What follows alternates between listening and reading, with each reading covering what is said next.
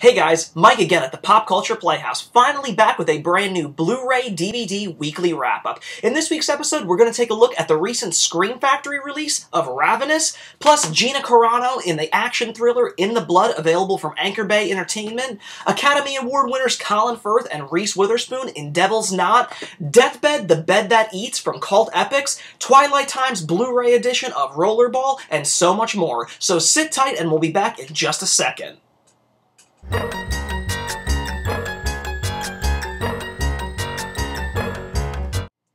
Alrighty guys, and welcome back to this week's installment of the Blu-ray DVD Weekly Wrap-Up. Before we go ahead and get into any reviews, I just want to extend a ton of thanks to everybody who congratulated me and my wife on our wedding. As many of you guys know, the Pop Culture Playhouse was temporarily closed while, we went ahead and got married, and then of course we went right out onto our honeymoon in Disney World. We had a ton of fun, such great weather, had a lot of fun, visiting the various parks and all the attractions and stuff, so we really appreciate all the kind words that people left for us on the Facebook page and whatnot. But now that we're finally back home, kind of adjusting to reality, it's kind of taken a few days to kind of get back into the swing of things, but it does feel good to kind of get back home and kind of cut into the massive review pile that I have. So, it definitely feels good to kind of get back into the groove of things and, of course, shoot a brand new, weekly wrap-up episode for you guys. So, once again, thanks again for, all the kind words that you guys gave to us. We really appreciate it. But with all that out of the way, let's go ahead and get right down to it.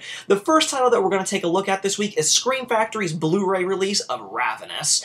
This is a film that I actually had never seen or even heard of before. It came out back in 1999, really at, the height of kind of the slasher revival, in the wake of Scream's success, which of course followed with I Know What You Did Last Summer and things like, Urban Legend and Valentine. But Ravenous is very different, against all of those, really popular box office breaking slasher films that came out in and around that time. This film actually centers on a group of kind of ragtag soldiers kind of stationed at this military outpost in the mid-1800s during the American-Mexican War. So it's a period piece and a really cool one at that. While these soldiers are kind of stationed at this outpost, it becomes kind of a fit for survival when they're, kind of tasked to go against this, ravenous cannibal that comes across their outpost, and, they're constantly dealing with trying to survive, obviously,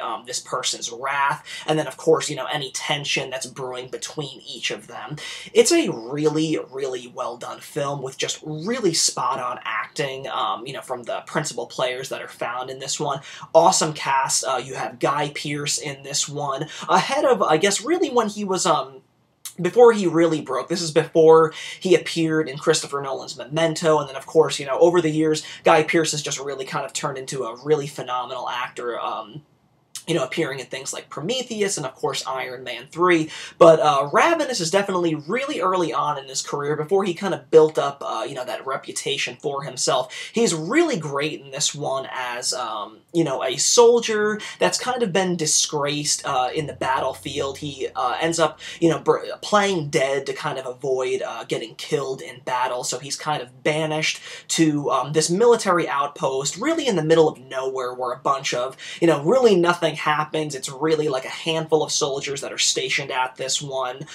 Jeffrey Jones is there, who, of course, has appeared in so many great films like Ferris Bueller's Day Off and Beetlejuice, and, of course, one of my personal favorite picks, Ed Wood. You also surprisingly have a Scream franchise alumni in this one with David Arquette, who's really good in this one as well. The person of note to really talk about is Robert Carlyle, who plays, the raging cannibal that kind of crashes down at this outpost and begins a bit of a feeding frenzy on the soldiers.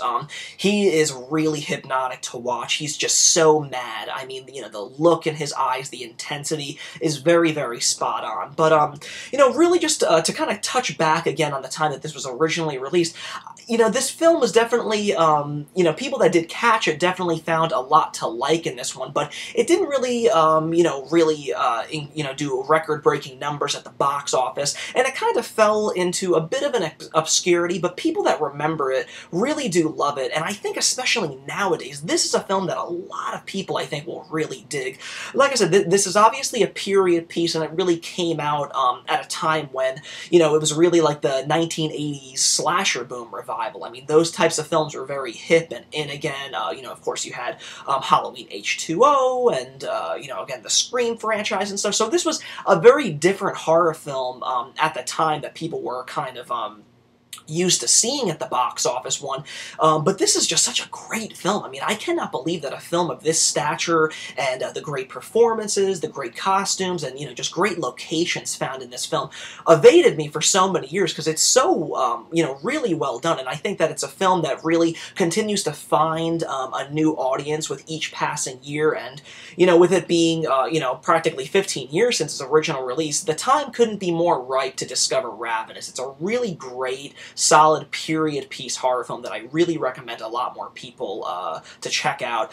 Scream Factory's treatment of it is really good. I know that there's been some controversy on the internet about the transfer found in this one, and that really can only be attributed to the fact that this is actually an older master that Fox provided for Scream Factory. So, while at least by my opinion, I don't really see anything too wrong with it.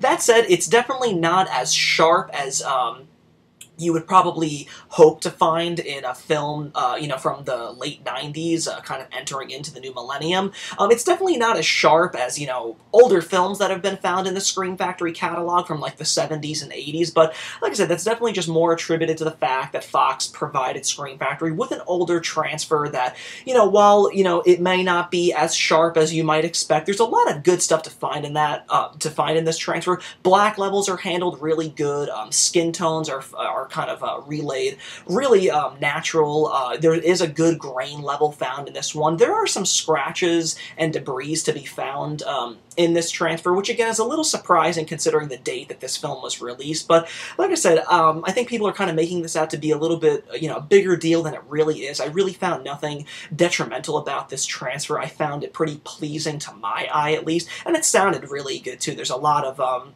you know, intense kind of hand-to-hand combat sequences in this one. They're really in the middle of nowhere, you know, and it's very dialogue-driven, so it really captures and relays the dialogue very clearly, so that's really good to hear. And while this is not technically a collector's edition in the Scream Factory library, they certainly treat it as such in the special features department. You have a commentary with the director, the late director Antonia Bird, and composer Damon Albarn. You also have a second commentary with screenwriter Ted Griffin and actor Jeffrey Jones, and a third commentary with actor Robert Carlyle. So 3 commentaries on a non-collector's edition release, which is pretty impressive to say the least. In addition, you get a new interview with actor Jeffrey Jones, which is really great. It's a nearly 20-minute interview where Jeffrey Jones really, you know, kind of flexes his historical buff side. He's very well versed in history and kind of waxes intellectual on that. He discusses, you know, the original director on the project getting fired before Antonia steps in, and kind of the working relationship that he had with Antonia, who he thought was really great at what she did, and kind of came in knowing everything. And of course his relationship with the other actors on the film. It's a really great new interview that I'm really happy appeared on this one. In addition, you get deleted scenes with commentary by Antonia Bird. You get the theatrical trailer, TV spots, 2 still galleries, costume design, and production design galleries. So again, not a collector's edition, but definitely really packed in the special features department, which Scream Factory does a great job at. So like I said, Ravenous is a really spectacular period piece horror film that I don't think audiences were quite ready for back in 1999, but now is definitely the best time to rediscover this one. It's got a great cast, a great story, and just killer performances all around, so definitely check it out. But before we end off in this review, I want to showcase the packaging a little bit. You kind of have this really cool cover art there. That is not the original one-sheet poster, but I think that was like an alternate poster of some kind. It may have even been the VHS artwork. Ravenous never really had great poster imagery for it, but this one would probably hands down be the best. On the back there you get a description of the film itself with some cool screen grabs, and of course the breakdown of all those great special features that you're going to find. And then when you crack this one open, you have the Blu-ray disc right there, and then I'm going to take this one off to Scream Factory. Again, this is not a collector's edition, but they were very cool to include the original one-sheet poster art on the reverse sleeve, which, again, is not really a very impressive one-sheet poster art, but very cool to see that Scream Factory went the extra mile on a non-collector's edition to kind of give you the option to have the one-sheet poster art. So, yet again, just want to reiterate, I had a great time with Ravenous. I thought it was a really awesome period piece, cannibal horror film that's really it really brings a lot of horror elements to the table, matched with some great black humor in it, and then, of course, wrapped around with just great killer performances from all of the principal actors found in this one. For Scream Factory, who hasn't been, as well known for much 90s output, Ravenous is definitely a film from the late 90s that I highly recommend if you're into period horror films. This is definitely one that you have to add into your HD collection. So be sure to pick it up because it's available right now. And next up, guys, available right now from Anchor Bay Entertainment, is In the Blood, starring Gina Carano. Now, Gina Carano, I believe, was most famously known as an MMA fighter of some kind before she kind of segued into an acting career, appearing in such things as Steven Soderbergh's Haywire and Fast and Furious 6. But In the Blood is her latest effort, and in this one, she stars as a trained fighter with a dark past. When her and her new husband tie the knot and head to a Caribbean honeymoon, her husband quickly vanishes, and Gina Carano is not going to stop at anything to find him, and she kind of uncovers a whole web of conspiracy and crime on this Caribbean paradise while trying to locate her husband.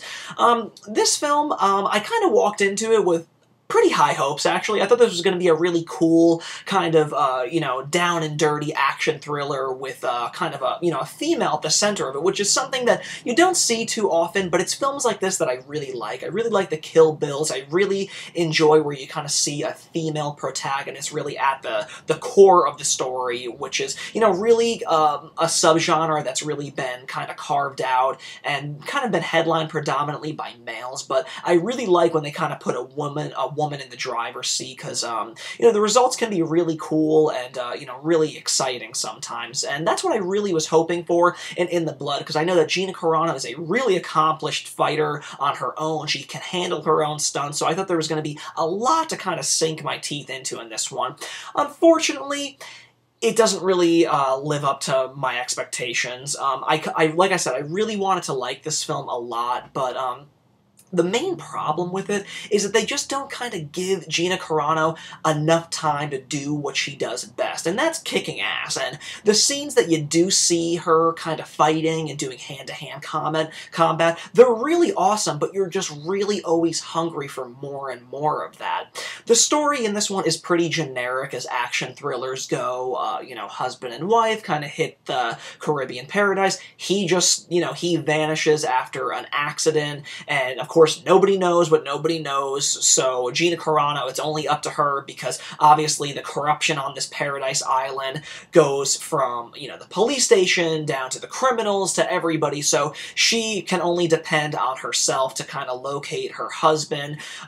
She's surrounded by an interesting supporting cast. You have Louis Guzman, who plays the chief of police in this one, and I really could not take him seriously in this one. I think that he was terribly miscast, and, he's obviously been more well-known for his comedic roles, so I don't, fault an actor for trying new things, but I just didn't think that he fit into a police chief role really well. You also have Danny Trejo in this one, who's always, you can always count on him to be quite the badass in any film that he appears in, but again, he's barely in the film. I really thought that he was going to be the central bad guy, and he definitely plays a bad guy to an extent, but he only really appears in, 2 scenes tops, so really disappointing, because, Danny Trejo in an action film is always something that you can depend on, but when you use him in ways like this one, it's really disappointing. You also have Stephen Lang in this one, who appeared in Avatar. Again,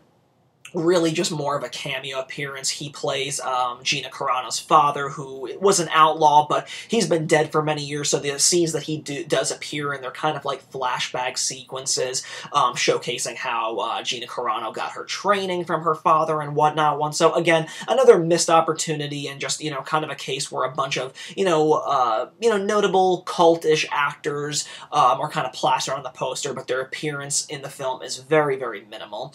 Like I said, it's a very generic story, to say the least, and they just don't give enough time, or they don't really let the action sequences to play out to, the best that they possibly can be, and let Gina Carano do what she does best, because I think that she's actually a pretty decent actor, and I think that with more and more roles, she's going to kind of carve, a niche out for herself and kind of turn into quite a cool action star. But I think the script, the generic storyline in this one really hurts the production, and kind of makes In the Blood a pretty disappointing effort, to say the least. The film does look really beautiful.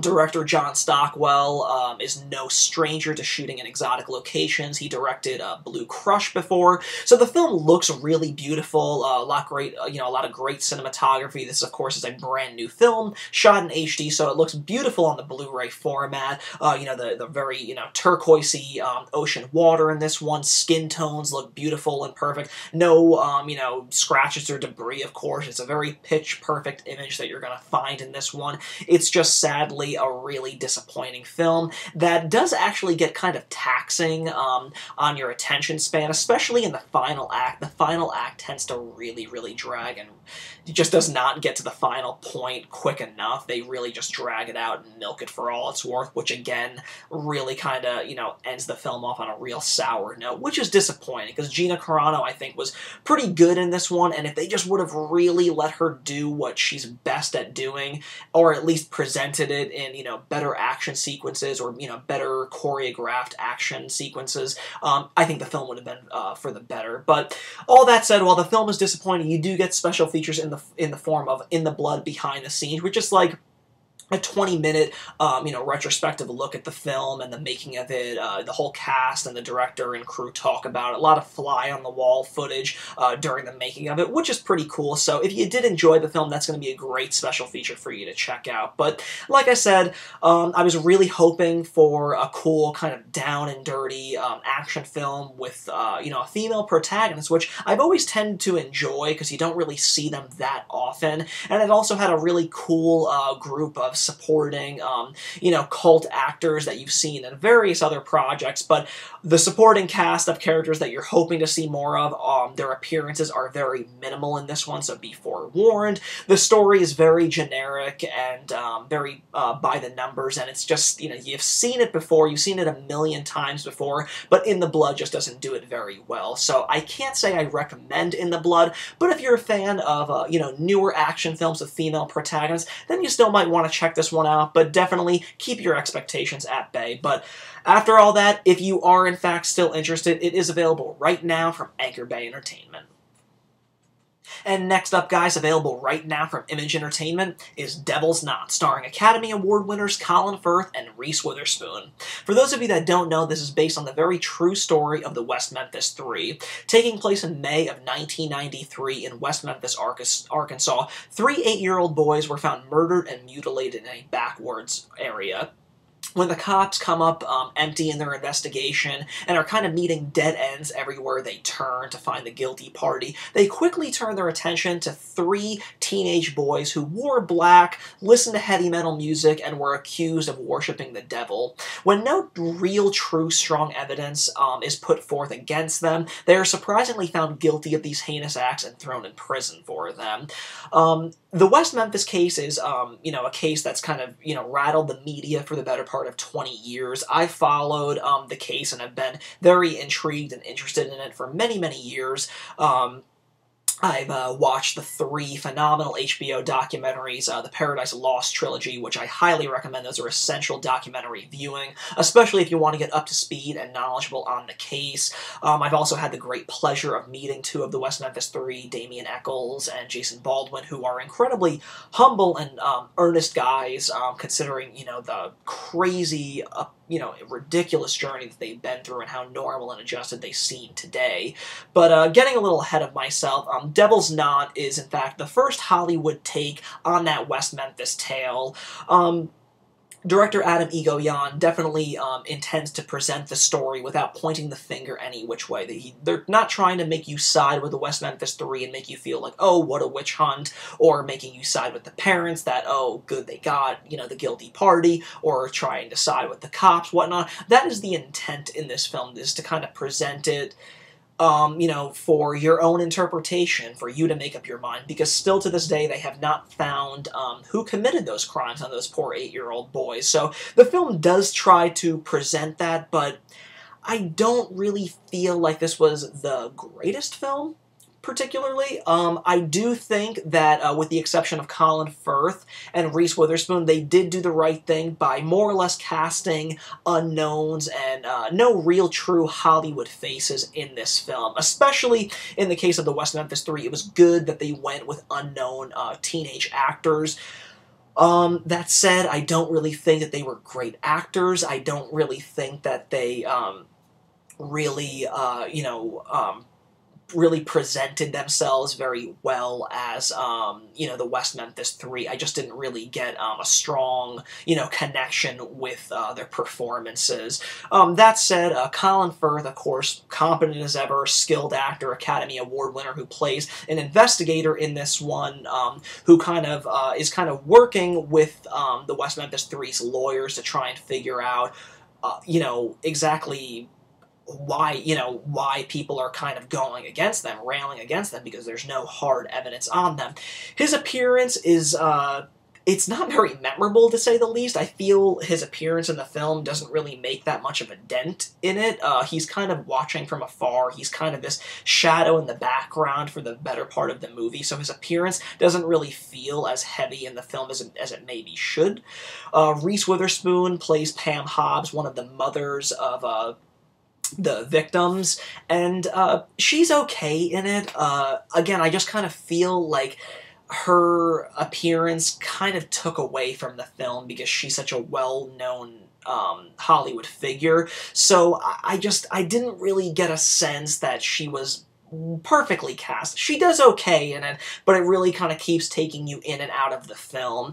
Like I said, they definitely try and make the case that they don't want to make it seem like it's taking any sides, and for the most part, I think that they succeed in that one, but I just wasn't a huge fan of the way it was presented. It just really felt very A to B to C to D. You know, it just kind of, I don't know if it's because I'm so well-versed in the documentaries and the story itself that I just kind of felt like they were cherry-picking so many moments that we've seen time and time again in the news reports and the documentaries. But I don't know, it just kind of felt like it was treading the same water that I've seen time and time again, but with two very noticeable Hollywood actors in the middle of that one. So, while I can't fault them for, you know, telling the story factually, because I think that they did do that. I think that they presented the story, you know, as decently as they could in the time, that, you know, in the runtime that they had. It just wasn't my ideal West Memphis 3 film. And like I said, this is the first attempt at the West Memphis 3 in Hollywood, and I say that because I'm sure that this won't be the last attempt. It's just far too interesting of a case, but I don't think that Devil's Knot is far from the definitive answer as far as a Hollywood attempt at the West Memphis 3. Personally, I think that this, you know, tale of injustice should really be told as like an HBO miniseries, you know, a la True Detective, or something of that ilk. I just don't think that a feature film of a 2-hour runtime is really going to tell this story justice, because there's so many people affected in this one. There's so many groups of individuals that this consumed their lives or ruined their lives that you really need to carry, I think the only way to carry that on and do it justice is in a mini-series, and I think HBO would do that really well. So, while the film tells the story, you know, it tells the story factually correct, it just wasn't it just wasn't that moving of a piece for me. I just wasn't really too taken with the performances. I just kind of felt like it was very is kind of just going by the numbers, and I just think that there really could have been more done to the film. So definitely a little disappointed in it, but I'm not losing hope because I know that we're bound to get another, really great Hollywood take on the West Memphis Tale, because, like I said, it's a phenomenal case, a really fascinating case, and one that definitely deserves a little bit better than Devil's Knot had to provide. All that said, this does come with special features, including the making of Devil's Knot and getting into character the cast of Devil's Knot, which are two really brief behind-the-scenes looks, which is like less than 10 minutes with the cast and crew talking on it. But, for a case of this stature, and as long as it's taken for a Hollywood production of this to take place, I kind of was expecting a little bit more. You also get deleted scenes, which are only about 5 minutes of scenes that were left on the cutting room floor. So not a very big package of special features, but it is what it is. Like I said, I'm a huge enthusiast and really been fascinated by the West Memphis Tale, so I was really looking forward to Devil's Knot. Unfortunately, it kind of left me a little disappointed. I definitely was expecting more because I was hoping to see a really great West Memphis movie in the works for some time. And while this does follow the case and the beats and the facts of the case as a film that's meant to draw you and mesmerize, it doesn't really do that. I just kind of was bored, and I really thought that a film of this stature deserved a lot more to it. But if you're interested in the West Memphis case, this is definitely a film that you're going to want to check out at some point or another, but it definitely wasn't my cup of tea. But if you're interested, it is available right now from Image Entertainment. And next up, guys, available right now from Cult Epics is Deathbed, The Bed That Eats. Now, this film was released in 1977 after 5 long years of being filmed. This is actually director George Barry's only film to date, and it's quite the journey, to say the least. This was my first experience with Deathbed, and it's a very unique and surreal watch, for sure. It takes place at a very grand, luscious estate with just a single room, and in that room is a bed. This bed is actually born of very demonic power, and when unsuspecting visitors come to this grand estate and kind of, take up shop in this bed, the bed consumes all these unsuspecting victims. That's the basic gist of this film, but to just put it simply like that would be kind of selling itself short. It is a very unique film, to say the least. It's very abstract at times, and there is just all sorts of, kooky imagery, almost psychedelic imagery to be found in this one. I couldn't help but feel like there was a bit of a David Lynchian type vibe in this film. It kind of reminded me of like Eraserhead for some reason or another. I just think that the overall tone and presentation of the film kind of lent itself to a bit of a Lynchian type of, tone to it. Like I said, this film took 5 long years to be completed, and upon its completion, it was, director George Barry tried to get it distributed and, did everything in his power to, get it out there. Unfortunately, it met tons of roadblocks getting distributed, but had somebody actually picked it up, I would have thought that this would have been quite the midnight movie that people would be talking about in the same way that they talk about things like Pink Flamingos or El Topo or even Eraserhead. But alas, that wasn't really meant to be. It wasn't until really the VHS boom in the 1980s where this film was actually bootlegged in various countries around the world, where it really started to kind of develop this cult following that still exists to this day, obviously. The director didn't even really know that a lot of these bootlegs in the 80s were made until many years later. So Cult Epics is finally presenting this film out on a Blu-ray format for the first time ever. This was shot on 16mm, and while the film is definitely riddled with scratches and lines and whatnot, it actually, plays really well on the Blu-ray format for what it is. Of course, the film stock wasn't really that great, but I think it actually, kind of makes the leap as decently as possible on the format. Colors actually can manage to get pretty bold, especially in the skin tones. The estate that that this, that the bed is actually at. The lush greenery actually looks pretty good at times. And, the lines and scratches that you find in this one are definitely, they don't deter from the viewing experience. It kind of lends it to a very, to a lost horror film of this ilk. So it does actually look really good for something shot on 16mm in, the late to, mid to late 70s.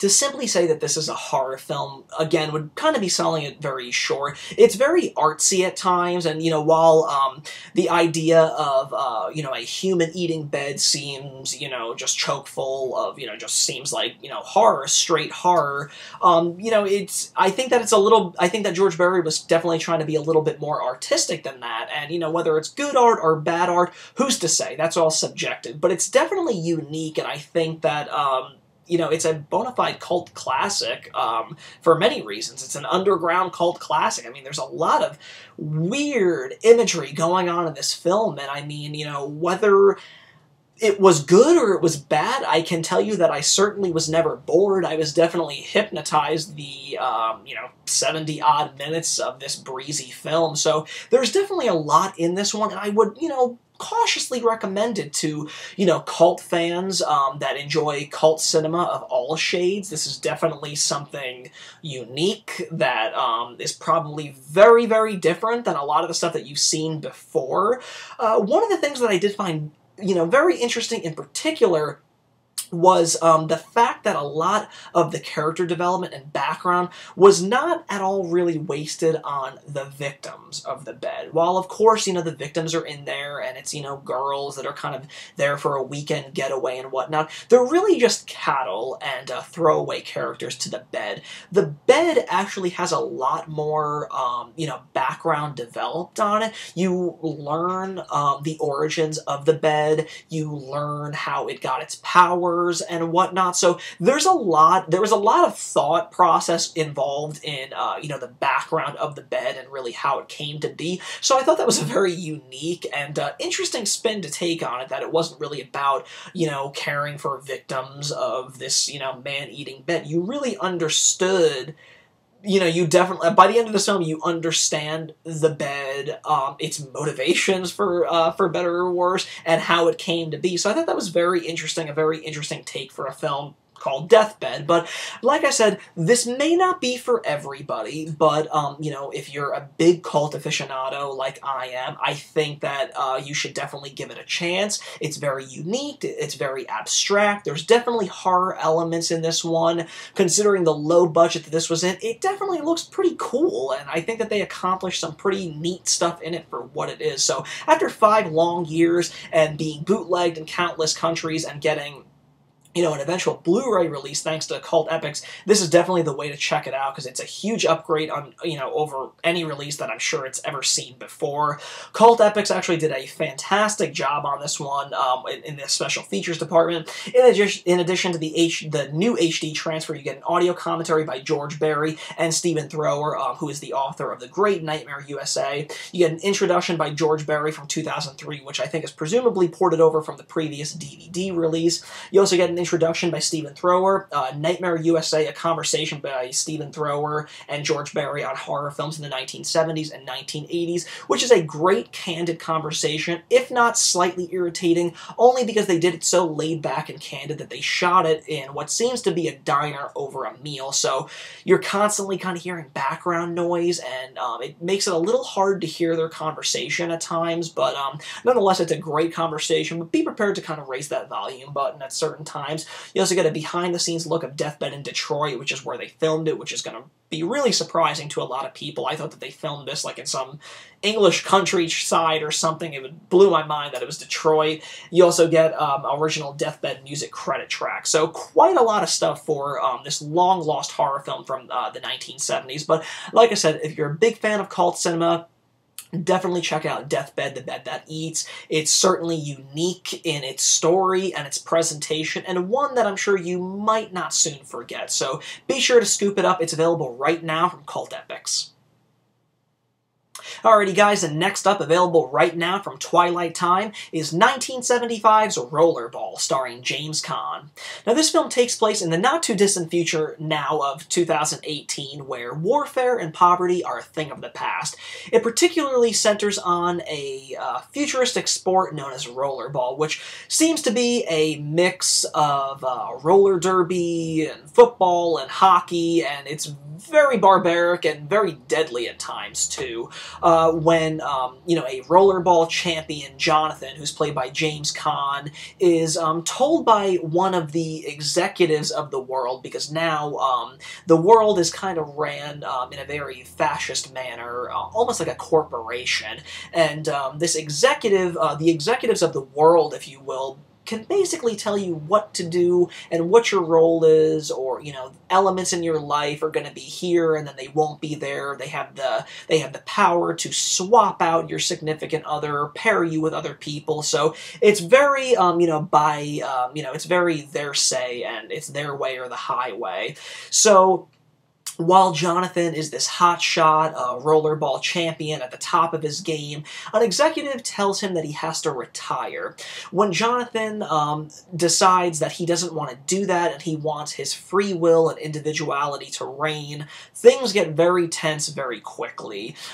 This is a very, very beloved cult classic and a very interesting sci-fi time in a decade where, looking back on it now, where it seems like really classic sci-fi cult films were made almost, yearly. I mean, this was the time of Star Wars, this was the time of Logan's Run and THX and whatnot, so Rollerball fits in very nicely with all those. It's a phenomenal, phenomenal film, about, kind of fighting the power and kind of fighting this fascist, government, and kind of just letting your individuality and, letting your personality shine through without anyone holding you back. I really like the message that's found in this film, and I think it's a film like this that did it so well that, films nowadays like The Hunger Games are really, killing the box office with. But it's, it's a film that, like Rollerball, that did it so well and so perfectly way, way back. And it's almost eerie to see, some of the things that you'll find in this film today, because it's really not too far removed from the future that we're living in, or we might possibly be living in, but I'll let you discover that stuff on your own. James Caan plays the role of Jonathan so great. This is actually probably one, if not my favorite role from James Caan. It's right up there with Misery, but I think he's so great in this one. He's cocky at times, but he's very, loyal to his team, and he's just an all-around great guy, great athlete, but it's his, it's his need and desire to not kind of, do what he's told that kind of starts an eventual revolution and definitely gets, everybody in the corporation, if you will, very, very nervous and, get the feeling that Jonathan's a very dangerous man to reckon with. So, the film is, guided through, Caan's great performance, but, it's got that great message, to wrap around with it, but the stunt sequences in this one are just incredible. I mean, the rollerball sequences, right from the opening sequence where you're seeing a rollerball game take place, you're completely, drawn into it because you're trying to figure out how the game works, which you pick up very quickly,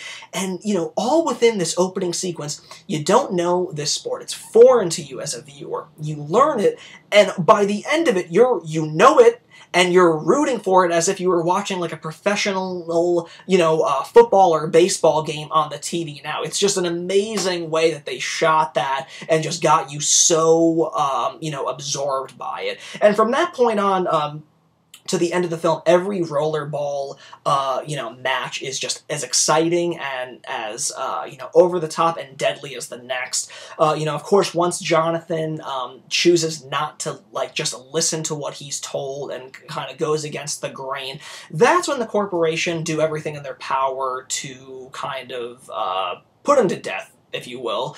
And, you know, it's when games, you know, when very intense games that they're playing, rules are changed at the drop of the hat. There's no substitutions, there's no penalties, there's not even a time limit, so basically people can just kill each other on, you know, the rollerball rink, so it gets very intense and, you know, very action-packed. I mean, it's pretty amazing to see how brutal this film got at times, and this is actually the probably one of the first films of its kind that really paid a lot of debt to the stunt performers in it, and what a job that they do in this one. Like I said, very intense, very incredible stunt work done in this film, and I think that that's a big part of the reason that Rollerball has really stood the test of time and is so beloved as a cult gem.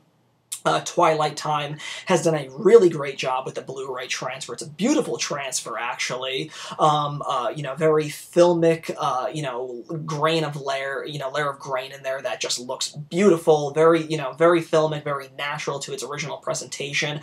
Colors pop very nicely, you know, on the Rollerball team's jerseys. Everything looks really good. Black levels are handled really nicely. No DNR, you know, tinkering of any kind whatsoever. This is a very natural, clean, and very bright and vibrant picture, so very, very pleased with the video presentation and very pleased with the audio presentation. Dialogue and the intense rollerball, you know, matches are coming across very loud and booming, so very, very cool stuff. In addition, Twilight Time ports over quite a bunch of special features, including the isolated scores track. You get an audio commentary with director Norman Jewison, a commentary with the writer William Harrison. You also get a From Rome to Rollerball full circle featurette, a Return to Rollerball, the Making of Rollerball documentary, TV spots, trailers, and an MGM 90th anniversary trailer. So back at a time when Twilight Time didn't have any special features or even port over, this is really nice to see that they ported over, you know, a bunch of great supplements from the previous DVD release. So awesome stuff. Another thing that I actually did want to mention was the great use of classical music that they use to kind of heighten the mood and tone in this film. It works really well, you know, right from the opening shots all the way to the end credits.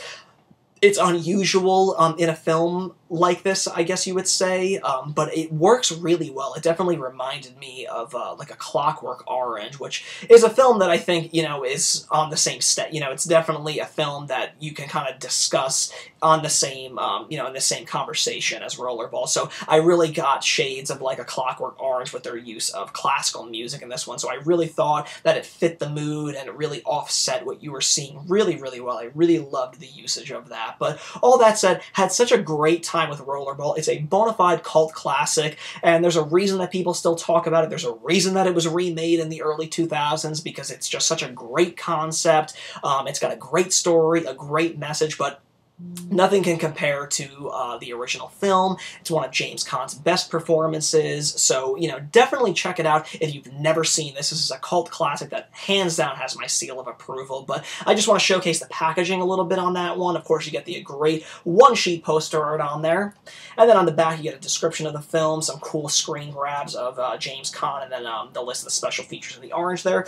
And then I just wanted to crack this one open to showcase the Blu-ray disc art, and then you also get a booklet in here that actually has a really great essay on the film by Julie Kurgo. You get some cool, you know, artwork in there. The essay's really good too, really well-written essay. I really love the essays that are found in Twilight Time's Blu-rays. So another cool little addition for this phenomenal Blu-ray release. But again, Rollerball is a bona fide cult sci-fi classic from the mid-1970s, one that I love, and it's definitely one of my favorite performances from James Caan. So be sure, as always, to pick this up sooner than later, since Twilight Time, you know, keeps these to just 3,000 units per release, and the cult and horror titles definitely tend to go rather quickly in the Twilight Time store, so don't hesitate and be left out in the cold. It's available right now from Twilight Time. Alrighty guys, and the final title that we're going to discuss in this week's episode of the Blu-ray DVD Weekly Wrap-Up is available right now from Severin Films, and it's the phenomenal documentary Video Nasties, The Definitive Guide. Now, I caught this documentary a few years ago when it was originally released on DVD overseas by Nucleus Films, but now Severin Films is finally treating us to a stateside release, and I couldn't be happier about it. For those of you that have never heard of this documentary, it's actually directed by Jake West, who is also responsible for Dog doghouse. This great documentary chronicles the time in history where a series of 72 films were deemed too graphic and just too horrific for public consumption, so they were entered onto this video nasties list that banned them from being watched or owned in Britain. It's a fantastic documentary that really has a lot of people talking on it, such as scholars, politicians, filmmakers such as Neil Marshall, really waxing intellectual about this period, this, very interesting period in time, and, about, just public censorship at the time, and, just everything that went along with this. It's really fascinating, and it really takes a very scholarly approach to the subject matter.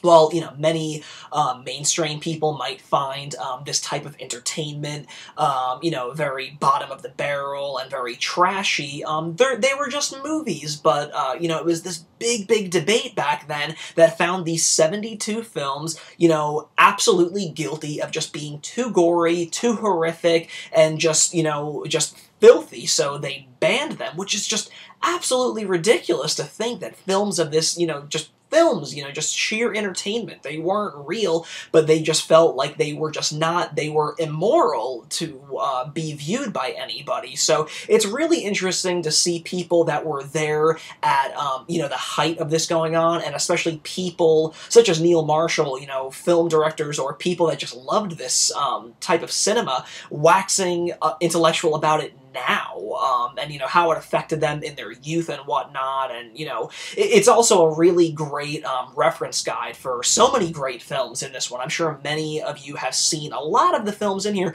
but there's probably just as many that some of you have never heard of before. So this is a great reference source to really scope out some new material that you guys may not have seen before. But it's a really great documentary. I think Jake West handled the subject matter, as good as it could possibly have been told or reiterated. And I think that he got such a great balance of, awesome people to share their insight on. So if you're a fan of horror movies and this very unique time in Britain with, moral censorship and, horror films and cult cinema in general, this is, just absolutely essential viewing. I highly recommend it to anybody that loves this type of cinema, because this is a very interesting look in history for that type of genre filmmaking. So awesome stuff. Severin Films have not only done a phenomenal job bringing it to stateside for the first time ever, but they've also packed this with 2 additional discs, which, get this,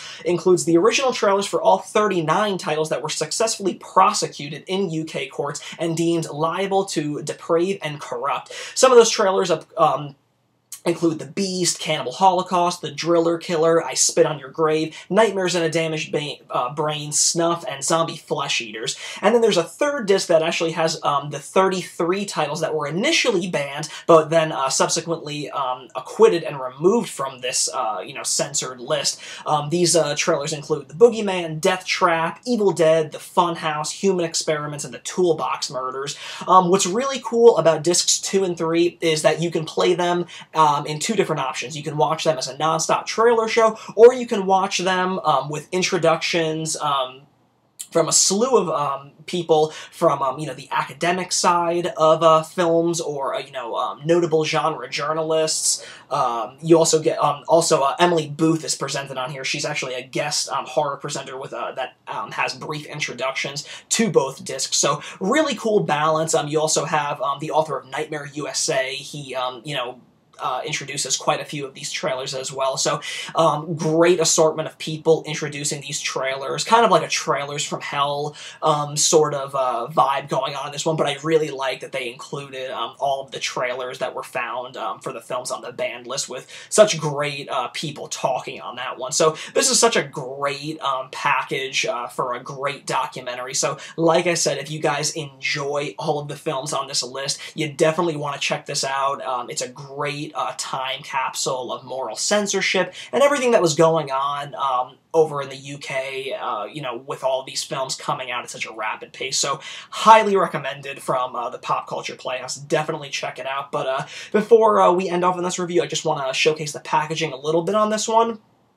Great poster art on this one. I really, really dig that. They have just an assortment of images from the band 72 on there with that great Video Nasties logo. And then when you flip this one over, you get the description of the documentary itself, and of course everything that you're going to find on the 2 bonus discs, and then of course all of you know, some more images from the band 72. You can see Bloody Moon in there and a few other films. And then as you can see, this is definitely a little bit thicker than your standard DVD case, so that's to keep all the discs together. And then when you crack this one open, disc 1 has the main documentary, and then discs 2 and 3 over on this side have the multiple different trailers with all of the introductions and whatnot. So very, very cool package from Severin Films, and again, an essential documentary to own if you're a big cult cinema enthusiast, horror enthusiast, and somebody that just wants to know more about the whole Video Nasties phenomenon and moral censorship at that time in the 1980s in Britain. So again, essential viewing, highly recommended, so be sure to scoop it up right now. It's available courtesy of Severin Films.